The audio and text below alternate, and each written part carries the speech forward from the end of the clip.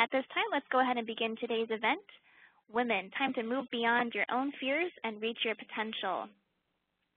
I would like to introduce your moderator for today, and that is Christina Cleveland, Senior Director, Talent Development Solutions at Canadian Management Center. She has experience leading global project teams through complex leadership development implementations and partners with CMC clients to consult through the analysis and development of their leadership strategies. Christina, the floor is yours. Thank you so much, Jess, and good afternoon, everyone. Thank you for taking the time out of your very busy days to join us. There are over 600 of us registered for today's session, so we're really excited to welcome you here and are looking forward to an hour of power with our guest speaker. So I do want to get straight into it because we definitely have a lot to cover off today. So for those of you who are returning to Canadian Management Center and have participated in one of our webinars before, welcome back. For those of you who are new to CMC, just to give you some background information about who we are and what we do as an organization. So we are a national training provider offering leadership and professional development solutions to individuals across the country. Our headquarters is in Toronto, but we do deliver sessions across Canada, and we also deliver solutions inside individual organizations. So one of the areas where we focus on is communication, interpersonal skills, leadership development, and a number of other different topic areas. And we have a few programs within a suite for supporting women in business and women as emerging leaders.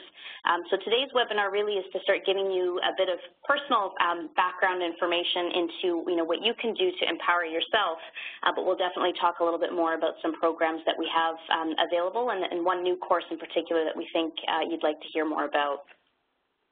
We will have some conversation happening on Twitter today, so if you are on Twitter, you can follow us. Our handle is @CanadianManagement, and if you tweet today using the hashtag CMC events, you can continue to participate in and join the conversation. After today's session, you will receive an email that will give you a link to the recording of today's session. This will give you an opportunity to be able to have a visual of the slides through the recording, but we will not be sending a separate copy of the slides to you today. One thing to be aware of is that we do want to have this session be as interactive as we can make it in terms of you getting an opportunity to provide us with some input and also so that you can ask any questions that you may have so that our guest speaker can answer them for you. So just as a reminder, on the right-hand side of your screen, you do have a chat panel as well as a Q&A panel that will be guiding you to enter in any questions you have and also to enter in any feedback you have into the chat panel. There is an option there that says send to, and you'll just have to select all panelists so that we'll be able to see your responses. So I don't want to delay too much more, but I will want to jump straight into introducing our speaker today, Nelly Vieira, who's a CMC facilitator and actually has been working with Canadian Management Center since 1993. Nelly is an internationally recognized speaker, a negotiation expert, coach, and facilitator, and she specializes in communication, negotiation, facilitation, as well as assertiveness training. And one thing that we know about Nelly is that she's passionate about working with individuals who are willing to transform the way it is to the way it can be. And she is somebody who inspires us and challenges us and has a lot of experience working with female leaders and emerging leaders in particular. And I have no doubt that you're going to be inspired by what she has to share today. She kind of lights a fire under me every time we have a conversation.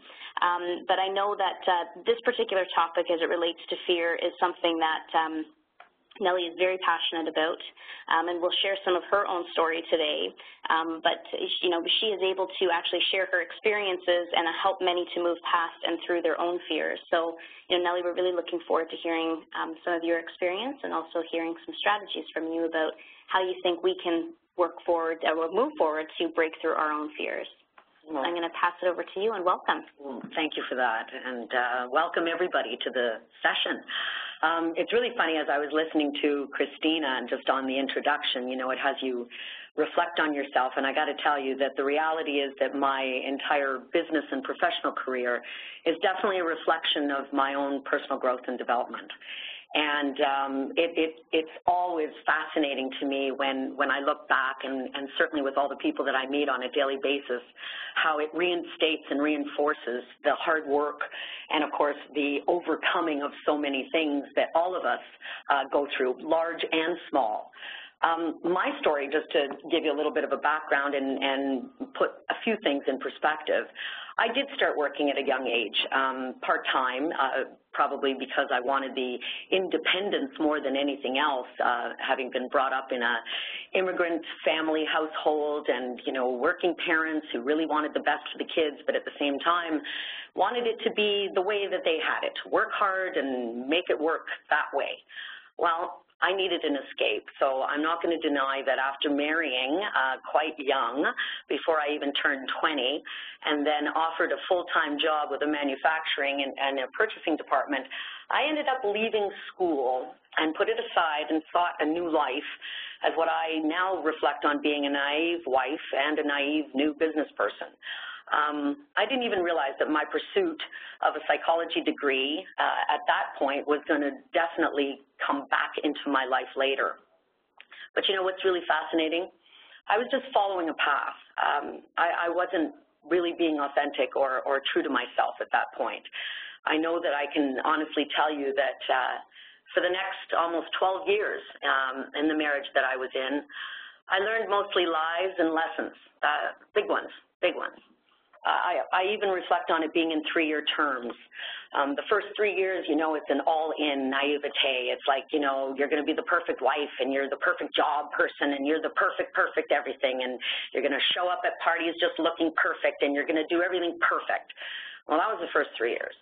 But then the next 3 years, I call it my ignore stage, where I started pretending that things weren't really happening. I started ignoring red flags. I started ignoring my own voice, my own needs, my own need for attention, my own need for growth, my own need for everything. And I also started to ignore the things around me that I just didn't like or didn't want to have in my life. And rather than do something about it, it was just much easier to just keep it going and keep the picture looking good. Because believe me, it did look good from the outside. And then the next 3 years, though, something clicked.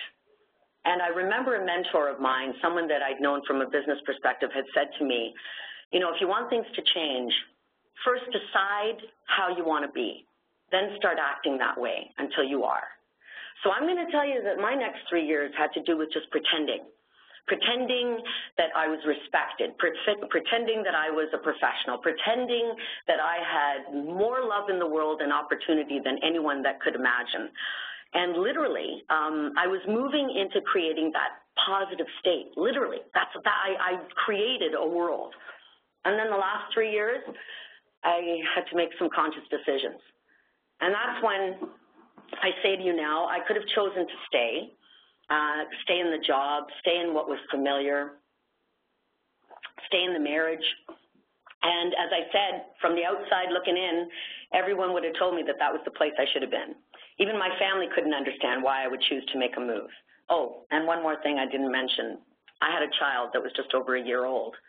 That's when a lot of things became clear, what I wanted and what I'd be giving up or compromising if I'd let that go, who I was and what I was really saying if I wasn't true to that, and how I envisioned my life could be, not assets or attainments, but in how I'd feel or what I could attract and what that could mean in both how I lived and the work I would do. Then somehow, just in this huge gust of confidence, and I'm going to tell you that it was probably false confidence at the time, but yet it was a gust of confidence that just from literally imagining the life that I could actually have and really believing in this world, I left my then secure and successful position, started my own business, separated and ended my marriage, moved to Toronto from Mississauga with a 2-year-old and a dream. That was my all-in risk, and here I am now. So I know for me, that was a biggie. That was an accumulated one. But I also know that it doesn't have to be that big, that it was all the little things that led up to it. I'm really curious now, actually, Christina. Here I am. I've just, like, bled out to you about it all. And yet the reality is that everybody has their story. And I know that if we ask right now in terms of what do people feel that they can't risk or haven't risked or would like to risk, where are we at? Thanks, Nelly. So we do want to ask for some feedback. So we are going to open up a poll. And the question is that looking back on 2014, and so within the last year, where would you categorize your risk-taking? So there's a few options that are on there in terms of no-go zone, so-so with risk, and risky business. But, Nelly, I think one of the points that you made is that, the changes that you made and the risks that you took in it seems so large and significant, but part of that could have been attributed, too, to ignoring the voice that you were hearing, making choices to avoid in some ways. And our brains are naturally trained to avoid threat, right? And risk and fear would be considered threats. So, I could see why psychologically we try and shift ourselves away and may keep ourselves into a no-go zone or so-so with risk, and I personally have done the same thing. So we're definitely wanting to get some feedback from everybody about where you would see yourself. So no-go zone, so-so with risk, or risky business. So we'll give it another couple of seconds for you to submit your responses on the right-hand side of the screen in the polling feature. And Jess, if you want to just take a look at how we're doing with the responses, and then we can wrap things up and share the results.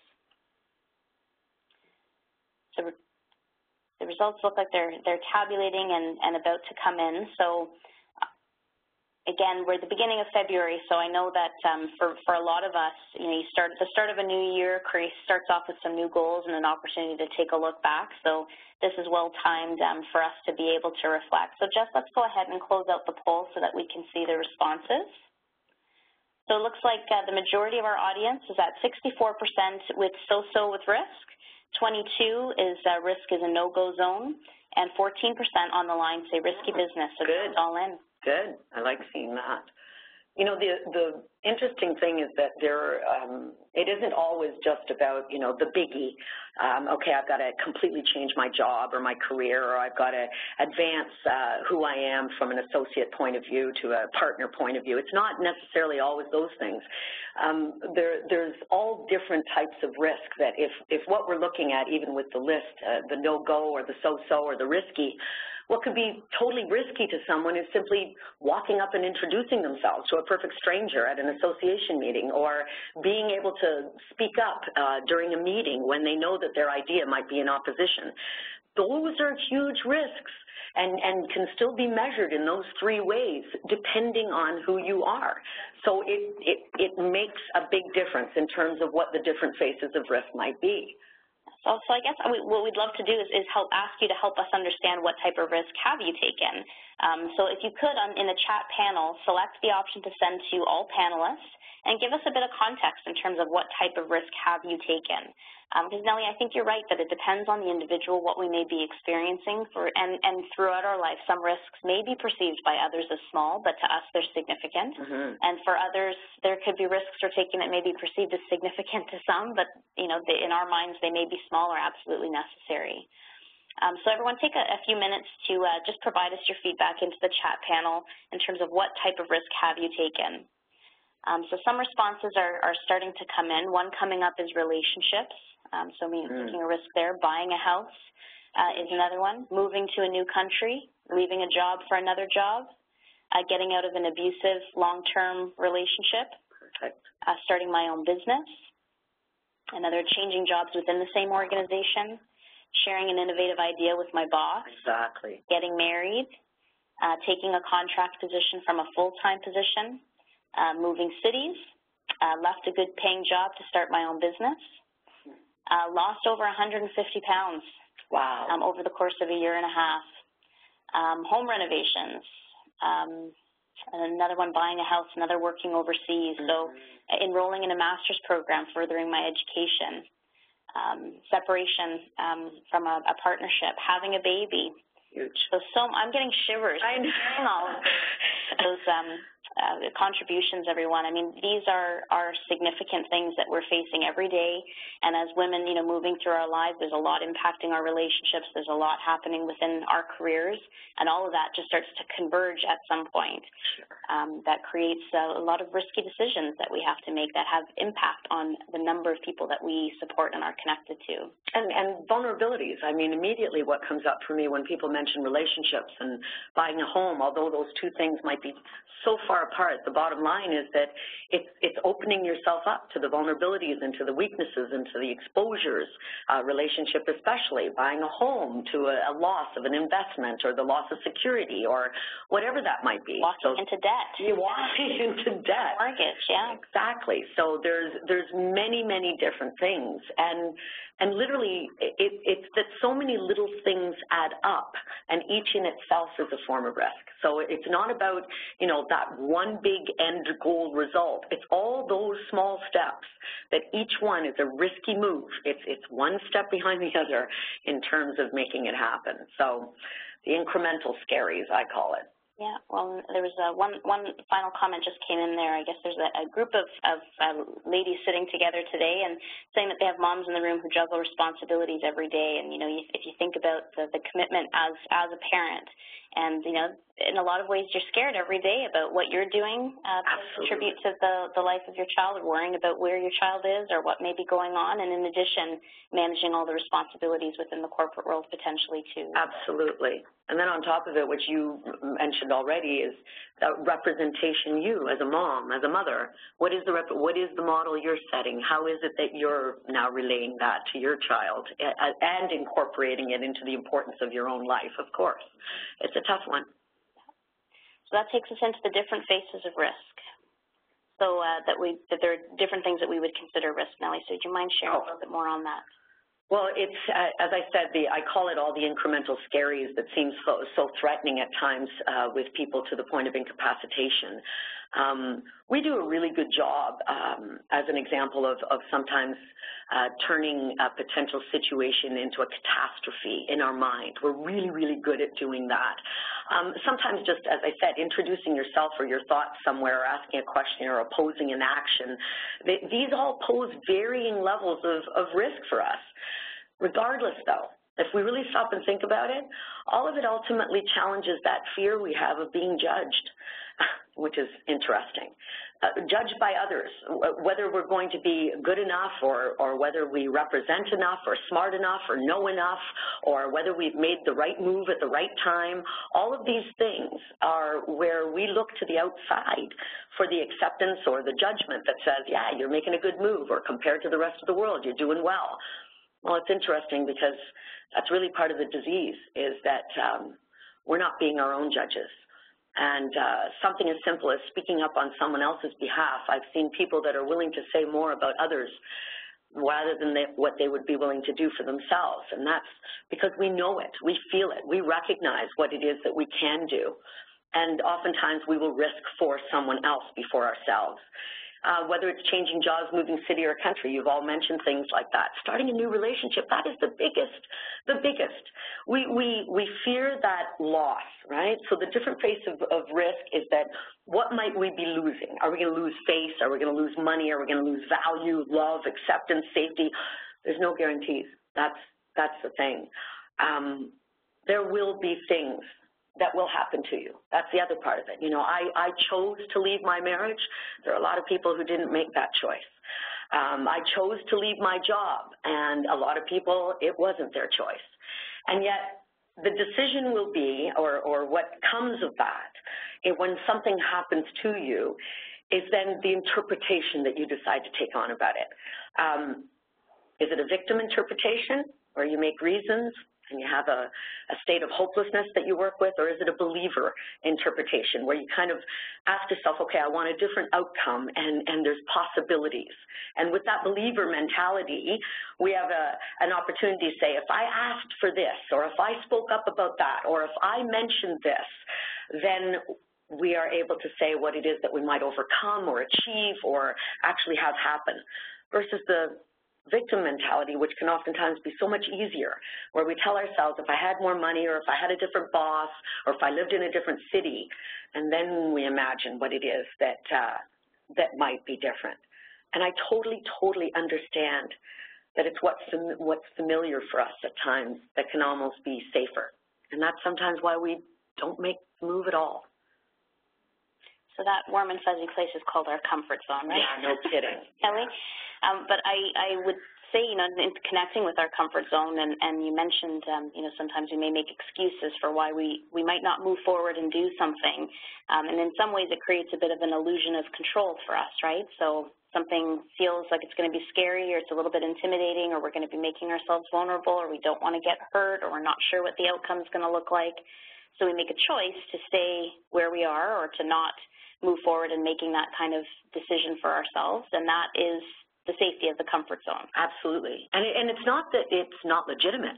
It's not that some of these things aren't potential consequences, or those fears that we have could in fact be something that we could be experienced.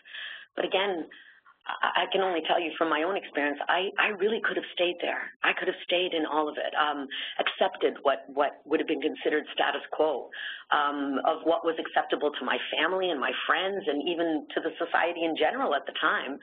And it really was easy. It would have been easy. But what wouldn't have been easy is facing myself. What wouldn't have been easy is my own voice of knowing that I wasn't being true to myself. And that inner voice, that pre-programmed negativity, that who do you think you are, or how do you think you're ever going to accomplish this, that voice had to be quietened quite a lot. It's getting past that programming and past those thoughts, and it's a push. And I'm not going to deny that it is a constant push and a conscious one. So you're constantly going to feel that fear. But now that comfort zone part is where we got to just push past it, just move past it, because then something really amazing happens. So that's just really irritating. Because, when that something amazing happens and you look back and you realize how wonderful it could be, or, that it could have been, and you waited for that long, for whatever, the reasons were is that you were afraid, right? Bottom line is that we were afraid. But once we get to the new place and the destination, we end up realizing how wonderful it is, and we kind of look back and we don't realize what was holding us back, and the answer usually comes down to fear. Or you and I had a conversation this morning where I was saying to you, it's my own excuses. I know that what I'm putting in front of myself as reasons for not doing something is just my own excuses. It's interesting that when you were just talking about that fear, the thing that I started addressing in my life is that I didn't want to have any resentment or any regret. Those were the two goals, interestingly, because that would then force, you see, it was what then I feel that I would have suffered, is that I would have lived with that for the rest of my life, as opposed to pushing like a self-dare or a challenge. That's really how it came up. Okay, so I'm going to admit I was like a self-help, self-development, self-seeking junkie, okay? I'm not going to deny that. Yet the interest in my education portion for psychology was no coincidence, of course. I figured if I could understand me, then I'd be able to get past whatever it is that me stops me. I wanted to grow. I listened a lot and watched people that were doing well, or I thought was how I wanted it to be. I questioned everything, mostly myself, of course, but when you're growing, you're pushing. So you've got to question it. You're going to challenge things. And the part that I want us all to appreciate and to know that it's impossible to avoid is that there are going to be times where mistakes are going to happen and failures will occur. And that's simply part of it. And yet I know that's the thing, isn't it? Where there's risk, there is the potential failure. And I think that's what all of us kind of say to ourselves is that, you know what happens if I do this and it doesn't work out? I think the fear of failure is it's a huge one. It's the one that we think that won't allow us to make that next step. And yet it's really what allows us to be in a step to growth. That's really what we've got to be able to do. My go-to default position is to address all those things that can go wrong. I'm no different than anyone else. And yet I think that had a lot to do with developing a troubleshooting type of business repertoire. So that same brain that can look for all the things that are going to go wrong with the potential of me moving forward is the same brain that also uses it from a prospectus or a business point of view and is able to now prevent and secure things and make good things happen. But if we don't look at that as being a positive, that in still stepping through it, and if it doesn't work, that we got to adjust it and move forward to the next step, the courage to do that, it builds the confidence. It is exactly what makes confidence happen. I mean, Christina, I don't know if you want to mention something with regard to how the potential of it is always there, but it's simply something that we have to consider. You can't pretend that it might not happen and that it's going to end everything, even if it does. Well, and I personally am a planner, and I'm sure many people who are listening today are planners. So, the question of, how do I build a plan? You can think through the failure scenario of, like, what is the worst thing that could happen, right? And you start building this flow chart in your mind of, well, if this happens, then this will happen, and if this continues, then this will continue. But one participant actually just submitted a comment to us and said, you first have to think about why you want things to change and not about how you will do it in order to overcome the fear. So, Julie, I think that's very wise words. So, again, you have to think about why you want things to change and not about how you will do it in order to overcome the fear. Totally. And literally, if we don't use that as sort of the panel of self-questioning, then we end up paralyzing ourselves to inaction with all the things that we'll create that could, in fact, happen. And this is why it's so interesting, because I think when I look at some of the key things in accepting that fear of failure, is that literally the key is to accept what is, period. That's the validation. That's where you get a chance to tell yourself, I am, okay? I have tried, or I made the first step, or that's the validation. You learn from it and look forward into what it might look like next. That's the understanding now. This is where I know, I know what it felt like or what I needed to do in that step, and now I know what I might be able to potentially do differently. When you adjust and then have the courage to actually experiment further, what you are then doing is you're pushing past and you're actually incorporating what the confidence is, literally no fear. So you're driving that no fear piece, even though everything behind you could be telling you that, oh my God, this could happen again. And this is that I feel part. This is where, feel it and do it anyway. And then the effort will pursue. It will. And that one small step, and then you go like, what a victory. Meanwhile, nobody else is noticing because it's your own, and it's a peaceful feeling. And I guess in some cases, too, it depends on the size of what it is that we're trying to move through or change. But, to your point about you may be sitting in a meeting and wanting to contribute an idea but afraid to speak up, that the worst thing that happens is that you speak up in that meeting, you're nervous when you're doing it, maybe you get a little pink in the cheeks, or it's a double deodorant day and you just kind of have to push yourself through it. But by the end of it, you got to celebrate those successes and feel proud of yourself for making those small moves. If it's a meeting that you have to go into, a presentation, a first date, like there's so much there that we end up putting ourselves into a scenario where we feel vulnerable. You do it once, and I think where we fall down, me personally, is that I don't celebrate those small wins. I don't celebrate those moments to say, you know what, you tried it, and instead I beat myself up, right, about what I could have done better, I could have done differently, and aspiring back to that perfect mold. Fascinating. That's very much in a woman's nature, is to look at what she's not more so than what she is. And even in the same breath, so many accomplishments in one day. We often tell ourselves that, and we reflect on what we didn't accomplish in a day. And yet the reality is when we look back and see how all of those days added up, so oftentimes we tell ourselves, look, at another year gone and we haven't done anything, when really every single day has had to take on a challenge. That's why I often offer to people to journal. See what patterns are there. See what it is that is consistently blocking and or stopping, whether it's thoughts, people, or inaction in of itself. Something is there. Okay. So continuing on the thread of fear of failure, Nelly, in terms of how we end up moving ourselves forward, one of the questions that we have for everyone on the line is looking ahead to 2015, what would you do if you weren't afraid? So what are some of the things that you're thinking about right now and that you're on the cusp of wanting to make a move or a decision to initiate? And give us your feedback in the chat panel again. So if you send it to all panelists so that we can see it. we'll be sharing some of the responses that are coming in. So looking ahead to the coming year, what would you do if you weren't afraid? So some of the responses that are coming through to us are, I'd run a marathon, change in career, change in job. I want to keep up with all the flow of things that are coming in. Travel alone, go back to school, move or advance in my career, start writing a novel or short stories, apply for a promotion, lose weight, start a business, apply for a senior leadership role, go back to school, apply to a PhD program, move, quit smoking.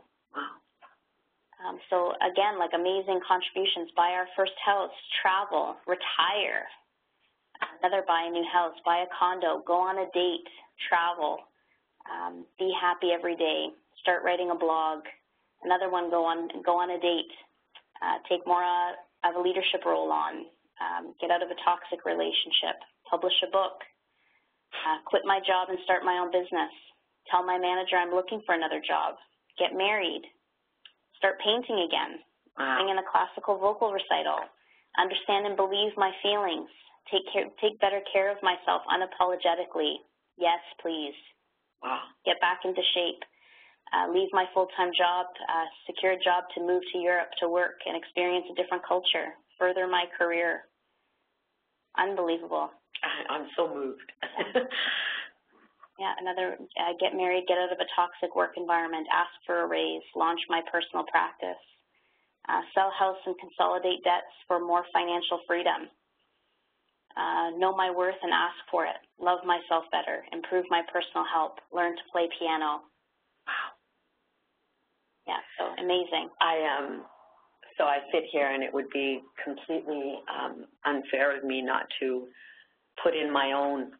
I mean, certainly I don't want anyone to assume or to get the impression that it looks as though it's an all-successful sort of positioning here, because there's definite fear in many ends and still existing in my end.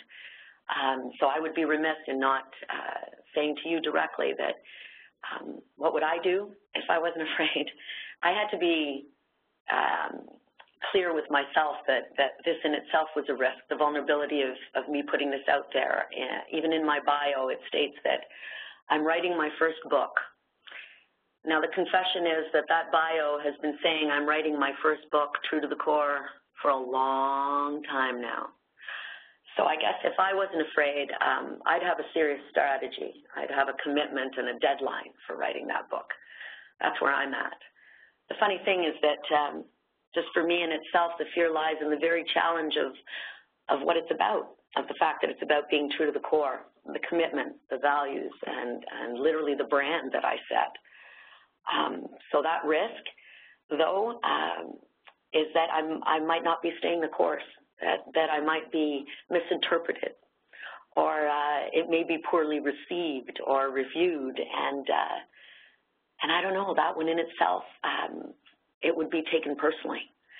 And it's quite interesting because I live by my own 4 agreements, which I know other people recognize in terms of being impeccable with my word and not taking things personally and never making assumptions and always doing my best. And I got to tell you, on those 4 things, my book would definitely have to speak to each and every one of them. And that is the scariest thing ever. Scary. So I got to push back because I say, well, fear of failure is one thing. But now when I think about if I don't risk it, if I don't do it, that's the killer. And I think you've got, Christina, it's worthwhile asking. It's one thing, you know, what would you do if you weren't afraid? But also to have us reflect on what stops us, like why? What is it that we think the fear is that's grabbing us, that's holding us back? What are we actually afraid of? So I think what we are hoping everyone will do is to think about the scenario that you shared with us, and there was such diversity in the responses that were contributed. And, you know, we're looking at these things that we want to do, and we realize that there are fears in the way, but we have to ask ourselves what fears we have about taking the risk, why we're feeling that way, and then also what we'll lose if we don't take the risk. So for a lot of us, we're talking about, you know, making decisions that we're going to have a financial impact, or making decisions that were linked into our career. If you're in a stressful, toxic work environment or a toxic relationship is what some other people had commented about, what's happening to you as a result of that toxicity that you're living in? If it's happening at work, that stress is building and you're likely taking it home. If it's happening at home, that stress is building and you're taking it into the office. So what might you lose from not taking the risk? So these, Nelly, in terms of scenarios that people were sharing, what other suggestions do you have on how people can reframe those fears and try and challenge themselves to move through them? Well, actually the whole idea of creating the picture of positivity as opposed to spending the time of creating the picture of negativity, that literally is the reframe, where we take it from a position of, okay, so if I don't risk, here's the position that I'm in. But if I risk, then here's the potential of where I can be. Then we look at, if I don't risk, what would I lose? What is there that I'm now not gaining? In my direct personal case, I look at I'd lose the opportunity to actually fulfill my purpose. What it is that I'm sitting here, I'm sitting in front of you talking to you about being not only a facilitator, of course, as a consultant for communication, a woman's leader, if you will, and yet in my own breast, that hesitation of recognizing that if I don't do this, if I don't actually say that it's what I need to do and do it and put an action and a plan in place to make it happen, then I, too, am also letting myself down and everyone else, because that is part of the purpose. I want to encourage and inspire. I want to be able to grow in my own journey and continue to grow and to create or find new paths and opportunities.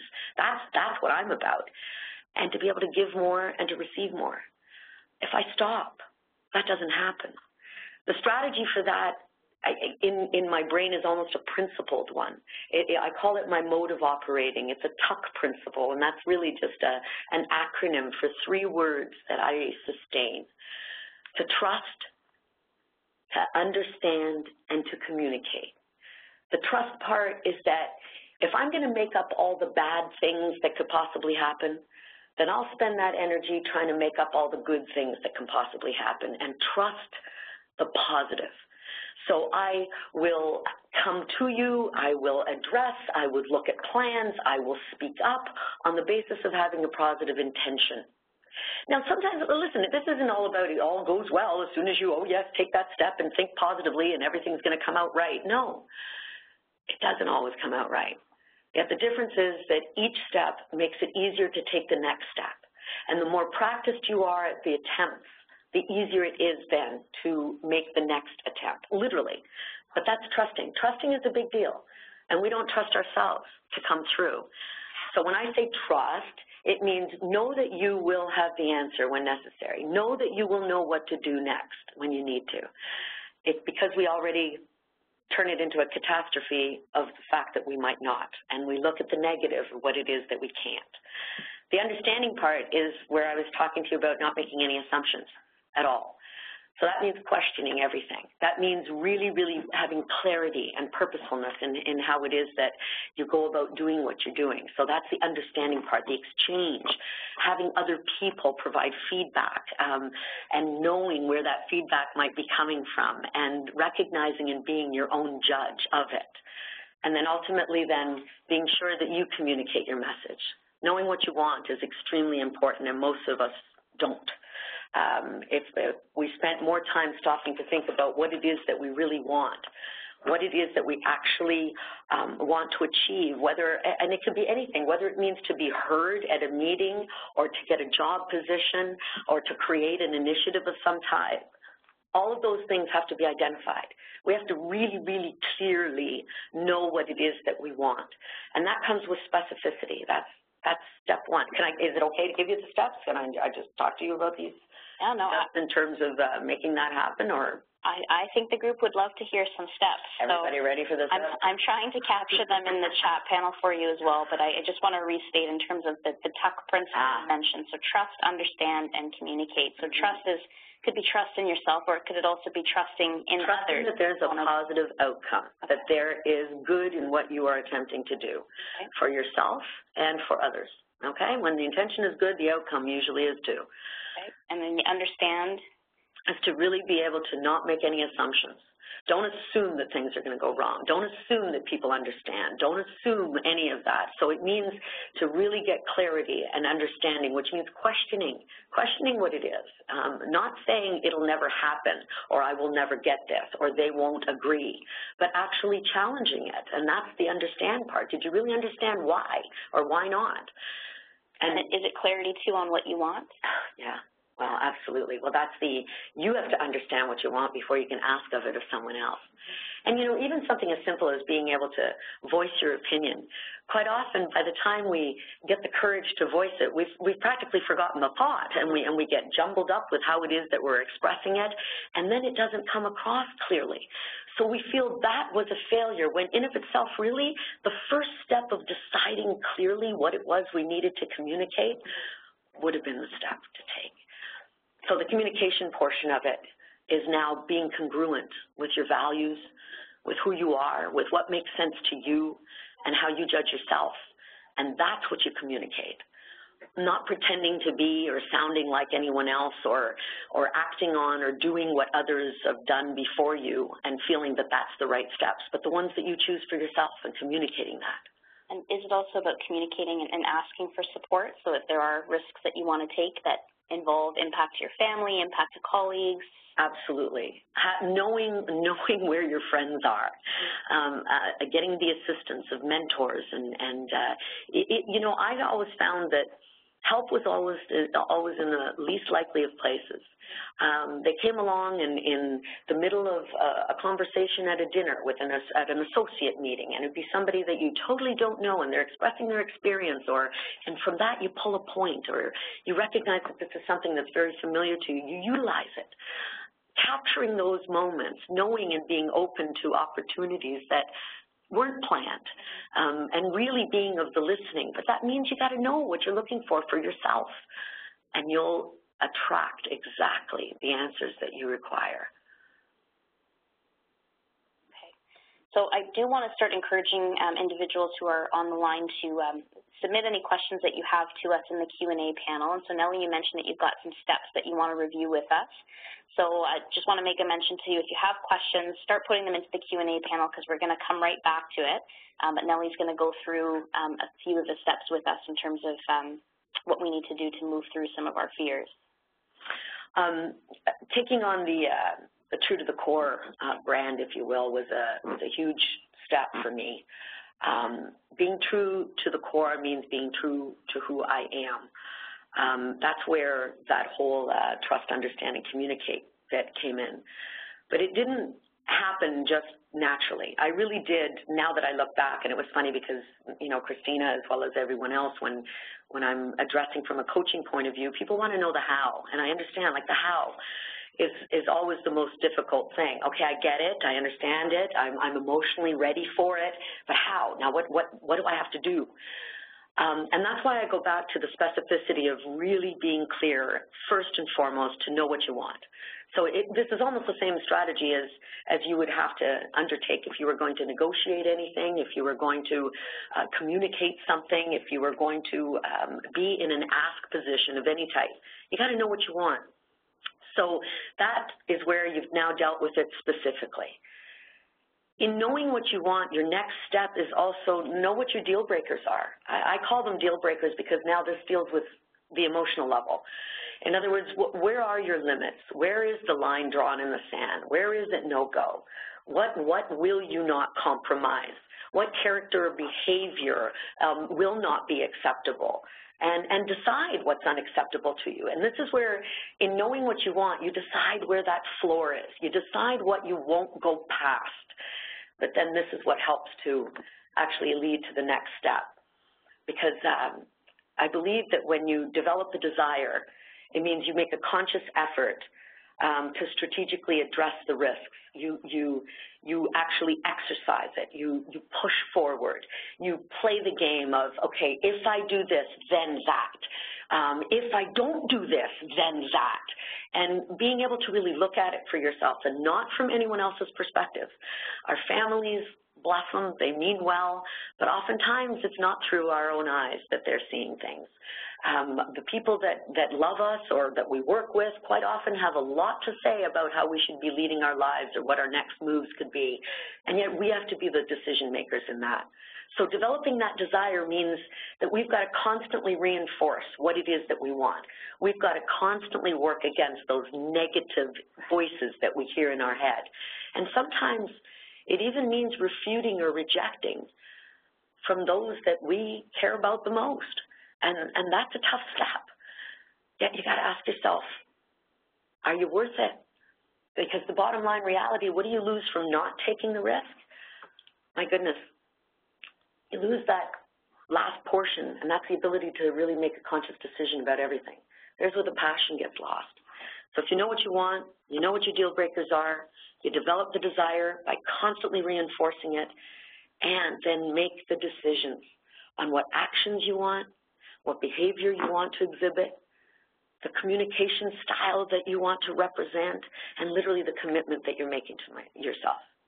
I almost said to myself because Christina, I know that the people certainly on the WebEx cannot see what I'm pointing to right now, but I hold a little ring in my right hand. I have a very tiny little band, and this band is what I call my true to the core ring. Certainly we get married, we get into relationships, we have all kinds of things that we identify with in terms of where we belong. Every time I'm in a stressful situation or I'm up against something that I believe is going to be a challenge, where I know that perhaps I might not be doing the right thing at times, and I do question it. I touch this ring, and I just kind of reinforce to myself that this is where it reminds me to be true to me, that this is the first commitment I make, is being true to myself.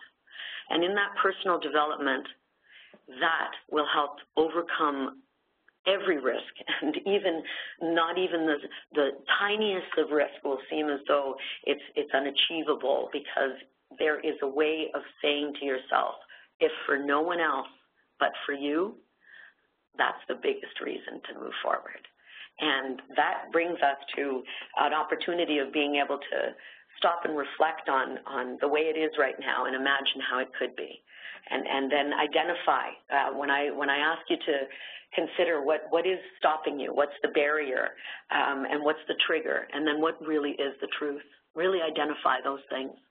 And lastly, by reframing it, by actually going into that potential of the comfort zone or the risk that you might be suffering or believing that you're suffering through, really reframing it into, rather than the negative, what is the outcome, what is the positive, what is the achievement, and what is the reward.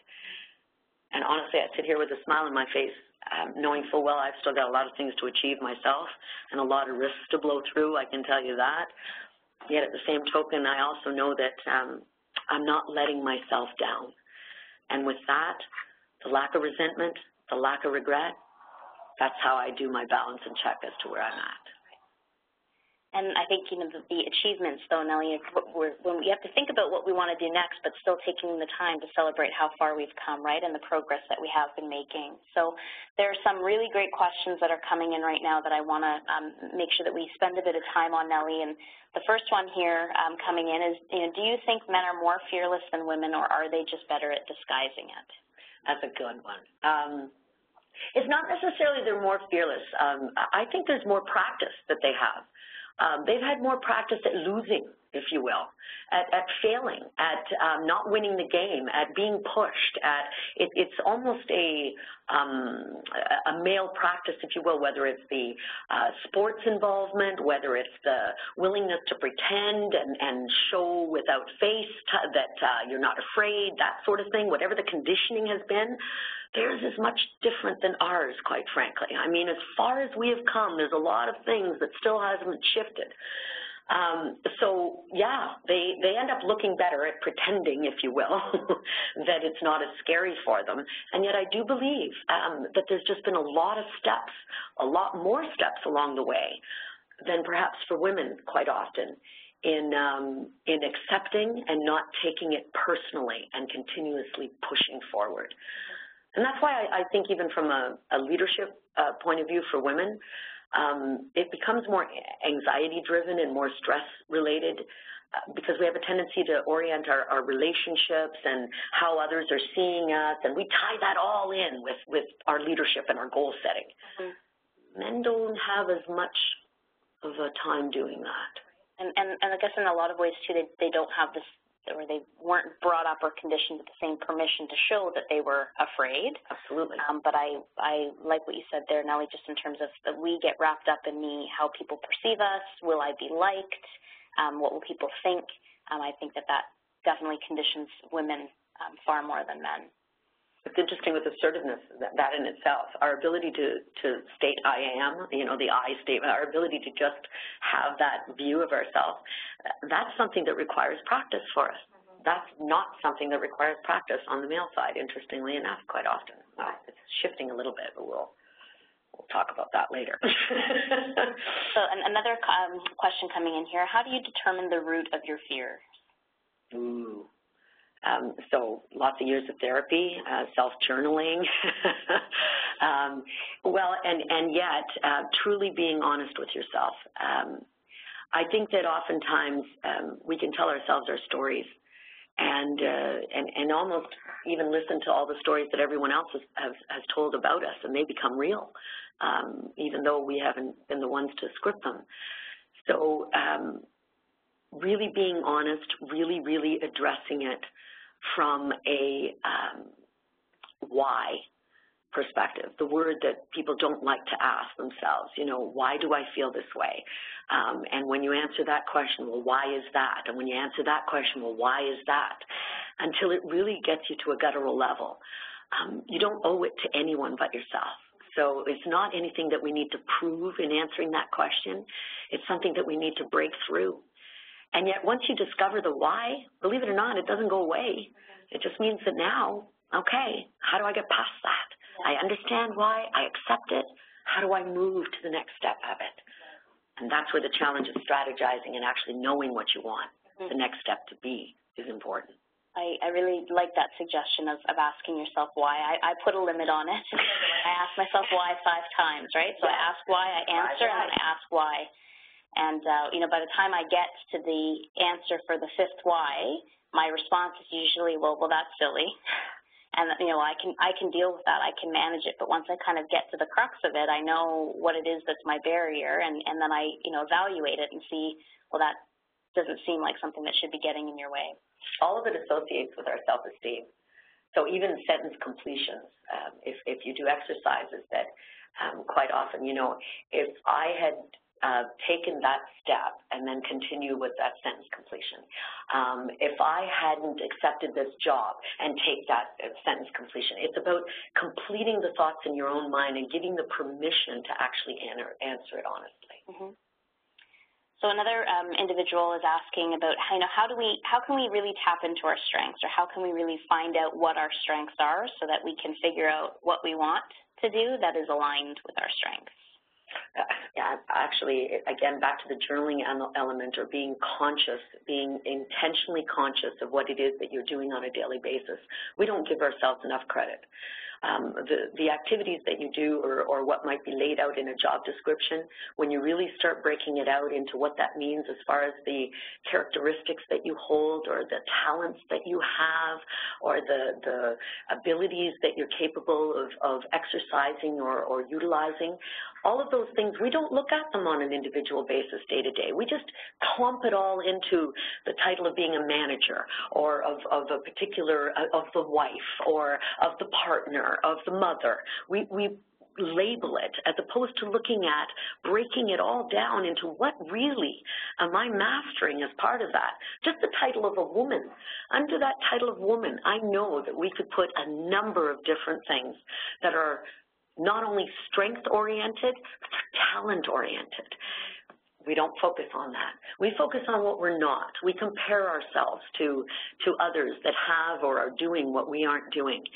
And yet that's where we do ourselves an injustice. Well, we have a hard time saying that I'm good at something. So I think one strategy to get around that, too, is to ask somebody, in your circle, someone who you know, love, and trust, and ask them what they think you're good at. What do you think are my strengths? And get that input from somebody else. Absolutely. So that you can, get some validation around it and sort of see whether or not those are things that you believe that you are good at and they're things that you enjoy doing, and then try and make some decisions from there about, what could you be doing that would be aligned to that. And various memberships and organizations and things, whether it's Toastmasters or whether it's a membership at a club or something that gives you an opportunity to actually have some insight in those things. Meditation, I mean, we're talking a lot about zenning our lives, if you will. Well, part of that has to do with finding that inner peace and answering the questions of that inner voice. So definite steps to take. Yeah. Well, and I guess, too, in terms of the fear component, tapping into your friends as well to get input, like how would you suggest reaching out to your immediate network for support about things that you're afraid of, or, building an accountability buddy and trying to get support from someone? I learned a few lessons from a number of people that had some crazy suggestions that I undertook, and I'm so thankful for doing it. One was when I was very early in the years of business. I had a tendency to, as I mentioned, ask a lot of questions. And one of the questions I asked very specifically, once upon a time of my very tight circle of friends, was I asked them, why am I your friend? What is it that you recognize about me specifically? What is it that you would tell someone else about me? And what is your most favorite characteristic about me? Now, I'll tell you, just sending out a request like that made my stomach churn, because it was something that I thought, really? And of course, you're of the belief that you're going to get all of these wonderful responses that just tell you all the niceties that you want to hear, but I definitely sent out a brutal introduction to this question that basically said, tell me the truth. Let me hear what it is and qualify so that I can qualify it. And that was able to then be utilized in other strengths opportunities, in other capacities, whether it had to do with work that I was applying for and or being able to address certain activities or challenges that I'd never undertaken. But it was fascinating to get answers back on things like that. And I did tons of profiles in order to just know, how is it that I see myself, and really how is it that others see me? And that made a big difference in having me wake up to some of the patterns that I was recognizing as being very consistent. Amazing. So, Nelly, I know we're getting close to the end of our hour together. So what final thoughts do you have for those who are participating today as we start to bring today's session to a close? And some really amazing and inspirational, I'm going to call them goals. We identified some of them as, their fears or things that are holding us back, but when we're asking the question about what would you do if you weren't afraid, those are some amazing goals. So what words do you have for those who are with us today? I'm going to stem back to asking you to avoid the 2 R's in life. What's worse than anything, and I know that we often hear the philosophical lessons at the end of our lives where we look back and reflect and we say, boy, if I had it to do all over again. That comes from regret. Having regrets isn't worth it. Shoulda, couldas, and knowing what you would have isn't worth having that conversation. That's a hurtful one. That one causes in itself the stress and anxiety for the rest of our life. And then resenting others that can, or looking at what could be through the eyes of other people and other accomplishments or other words, again, has us feel that we've missed out or that, others have it better. And those comparisons aren't fruitful for us. Avoiding resentment and regret. That's the motto. And then learning to trust yourself in knowing that all will be good. So talk. Trust, understand, and communicate. You got it. All right. Well, Nelly, we can't thank you enough for sharing your story with us and some of the strategies that you've employed and how you've been working closely with many of your clients to be able to help them move forward. And, I know it is, in some cases, easier when you're looking at somebody else's situation to help them understand what they shouldn't be afraid of, but the fact that you've walked through it and have so many examples of the challenges and the fears that you've worked through on your own just adds enormous credibility and is inspiring for all of us. So thank you so much for your time. Thank you. anyone out there that wants to help me get started in this book mission, I'm good with that too. So that's a challenge for me. Great. Thank you so much for the opportunity. Yeah, well, our pleasure. And everyone, thank you so much again for being on the line with us today. We do have 2 upcoming courses, Women's Kit for Professional Success and Assertiveness Skills for Women in Business. For participating in today's webinar, we are offering a 50% discount for the March 2nd and 3rd delivery for a Women's Kit for Professional Success, as well as a 50% discount on Assertiveness Skills for Women in Business. And this is also to celebrate International Women's Day, which is coming up in March. So if you are interested in these courses, you can go to our website or you can call us for more information. So when you wrap up today, you will have the option of completing a feedback survey. We would definitely appreciate any thoughts or suggestions that you have for us on how we can continue to improve our sessions moving forward, and any other topics that you may be interested in. So you can visit our website for other sessions that we'll have coming up at cmcoutperform.com. But we do want to thank you again for taking the time out of your very busy days, and hope that we've given you some strategies that you can employ for yourself to move through some of those fears and move towards those goals that you have for yourself. So thank you so much, everyone. We'll look forward to seeing you again.